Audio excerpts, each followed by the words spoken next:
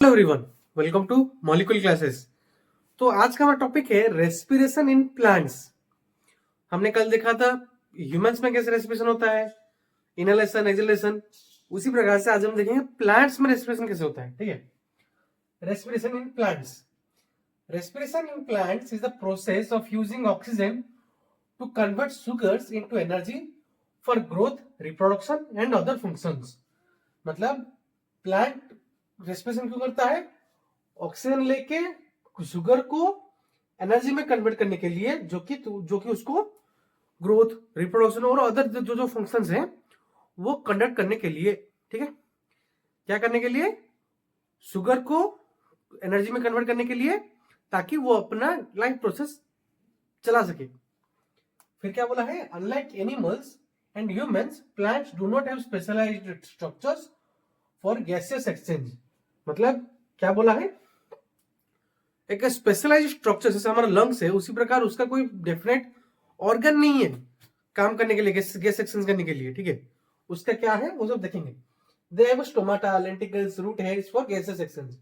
मतलब वो सब क्या करते हैं? स्टोमाटा, लेंटिकल, रूट हेयर्स सब यूज करते हैं गैस एक्सचेंज के लिए। वो कहां पे होता है? देखो, respiration in plants occur in stomata. Stomata stomata क्या है? Which are the tiny pores present in the leaves. Leaves में एक छोटे छोटे पोर लाइक स्ट्रक्चर होंगे, उसको हम स्टोमाटा बोलते हैं, जो कि क्लोज ओपन होके गैस एक्सचेंज करता रहता है प्लांट्स और सराउंडिंग के बीच में। ठीक है, फिर बोला lenticels. Lenticels are present in stems in higher plants और वुडी प्लांट्स। कोई कोई प्लांट्स अपने स्टेम के द्वारा भी रेस्पायर करते हैं। ठीक है, और कोई भी प्लांट्स अपने रूट के द्वारा रेस्पायर करते हैं through root air which are in contact with air in the soil. ठीक है, कोई कोई अपने रूट में क्या होता है? रूट एयर से जब सॉइल में रह के वो कांटेक्ट आते हैं एयर के, तो अपने वो रूट एयर से वो गैस एक्सचेंज भी कर सकते हैं कोई कोई प्लांट्स। ठीक है, ये है तुम्हारे रेस्पिरेशन प्लांट्स। प्लांट में रेस्पिरेशन कैसे occur होता है, कैसे होता है, और ये क्या है रेस्पिरेशन। ठीक है, अभी हम देखेंगे थोड़ा सा एक मेन टॉपिक क्या है? ट्रांसपिरेशन। ठीक है, तो ट्रांसपिरेशन क्या बोला है? It is a biological process in which water is lost in the form of water vapor from the aerial part of the plants. It is also acts as an excretory mechanism in plants, as it helps to get rid of excess water. This process is occur at stomata where the gases exchange occurs. ठीक है, transpiration का simple meaning क्या है? जो transportation में जो पानी water जो पानी रूट एब्जॉर्ब करता है एक्साइलम मसल्स के द्वारा, ऑल द प्लांट बॉडी में छोड़ता है। तो एक्सेस पानी वो जो छोड़ता रहता है अपने बॉडी में, एक्सेस पानी हमारे में क्या है? हमारा एक्सेस पानी रहा स्वेट में, यूरिन में, सब निकल जाएगा।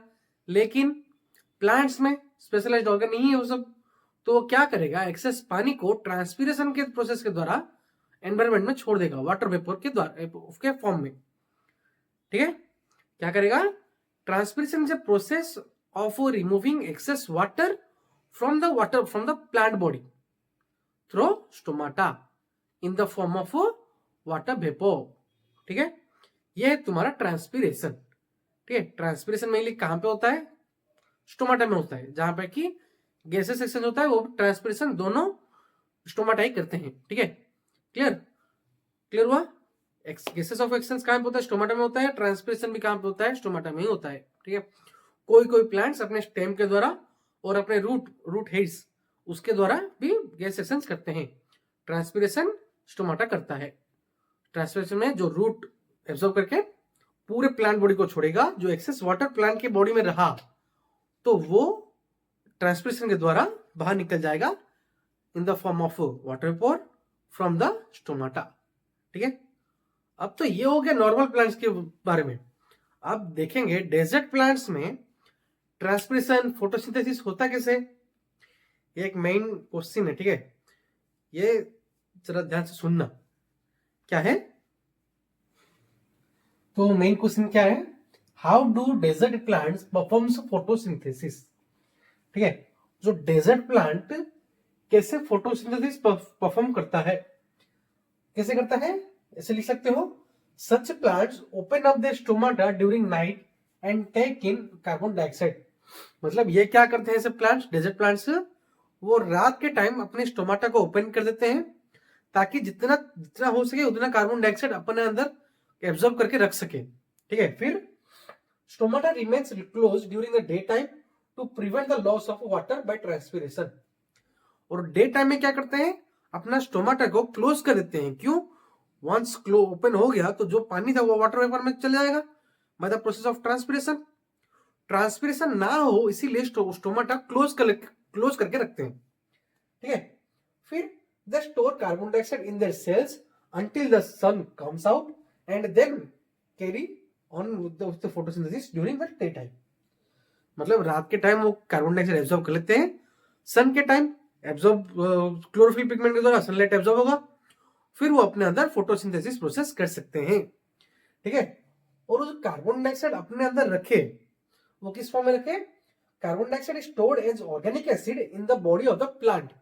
वो कैसे स्टोर करके रखे, ऑर्गेनिक एसिड के फॉर्म में। कार्बन डाइऑक्साइड को जो रात में वो जो एब्जॉर्ब करके रखे थे वो ऑर्गेनिक एसिड की तरह के फॉर्म में अपने बॉडी के अंदर रखे। फिर जब सुबह हुई उसको यूटिलाइज किए फोटोसिंथेसिस प्रोसेस में अपना खाना बनाने के लिए, फिर एनर्जी कंज्यूम हुआ। ठीक है, तो ये है तुम्हारा answer, how do desert plants perform photosynthesis का। ठीक है, तो आज के लिए इतना ही। तो अगर वीडियो अच्छी लगी तो अपने दोस्तों के साथ शेयर करो और उनको भी मौका दो जानने का डेजर्ट प्लांट्स कैसे फोटोसिंथेसिस करते हैं, ट्रांसपिरेशन प्लांट्स में कैसे होता है, स्टोमाटा क्या है, ट्रांसपिरेशन क्या है। ठीक है, तो तब तक पढ़ते रहो, बढ़ते रहो, और अगर कुछ डाउट हो तो कमेंट सेक्शन में पूछो। ठीक है, तो एक और चीज कहना चाहूंगा, एग्जाम पास आ रहे हैं तो ध्यान से पढ़ो, अपने माँ बाप की तरफ देखो कि वो कितना खर्च कर रहे हैं, तुम्हारे ऊपर कितना इन्वेस्टमेंट हो रहा है, वो इन्वेस्टमेंट का रिटर्न क्या दे रहे हो तुम, वो समझो।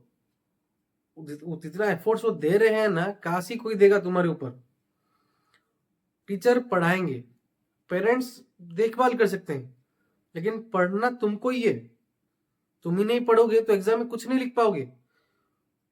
एग्जाम हॉल में जब बैठोगे तो हाथ ऐसे कांपेंगे, आंसर नहीं आ रहा है, कैसे लिखूं, 10 साल की मेहनत गई। वो समझो, वो स्ट्रेस को समझो, वो स्ट्रेस कैसा होगा। ठीक है, ये तुम्हारे ऊपर है कि वो पढ़ाई का स्ट्रेस लेना है, या समझो 10 साल के बाद कहीं जो 9 to 5 जॉब कर रहे हो या फिर दुकान खोल के बैठे हो, कुछ भी कर रहे हो, जॉब तो नहीं मिलेगी, फेल हो तो जॉब नहीं मिलेगी। ओके, फिर भी खुद इंडिपेंडेंट बनना चाहते हो तो दुकान खोल के बैठोगे। ओके ठीक है, दुकान खोल के बैठे, तो उस दुकान में दिन में अगर कुछ भी पैसा इनकम नहीं हुआ तो सोचोगे मैं अगर 500 इनकम हुआ तब जाके घर जाके चावल दाल रोटी कुछ भी तो लूंगा। अगर वो इनकम ही नहीं हुआ तो वो स्ट्रेस अच्छा है या अभी पढ़ लो जो पढ़ने का स्ट्रेस अच्छा है। एक बार वो स्कूल का बैग उतर गया ना, वो बोझ उतर गया, तुमको जो बोझ लग रहा है उतर गया, तो जिंदगी का वो बोझ उससे भी काफी भारी है, सह नहीं पाओगे। एक्सपीरियंस के साथ बोल रहा हूं, पढ़ो, बैठ के पढ़ो। एक बार पढ़ना शुरू किए तो एक चैप्टर अगर पढ़ना शुरू किए तो वो खत्म करके ही उठो, चाहे 1 घंटा लगे, 2 घंटा लगे, 3 घंटे लगे, 5 घंटा लगे, वो चैप्टर पूरा क्लियर होना चाहिए। तब जाके अपने जो बेंच हो या नीचे बैठ के पढ़ रहे हो, कहीं कहीं भी, तब जाके उठना है, वो कंप्लीट होना चाहिए। अगर मोटिवेट चाहिए तो अपनी माँ की तरफ देखो, अपने पापा की तरफ देखो, उनसे बस एक सवाल पूछो, अगर मैं फेल हो गया, गुस्सा मत करना, बस एक सवाल का आंसर दो, मैं फेल हुआ तो क्या होगा, पूछ के मुझे कमेंट सेक्शन में बताना। ठीक है, उनका आंसर क्या है। तब तक बाय।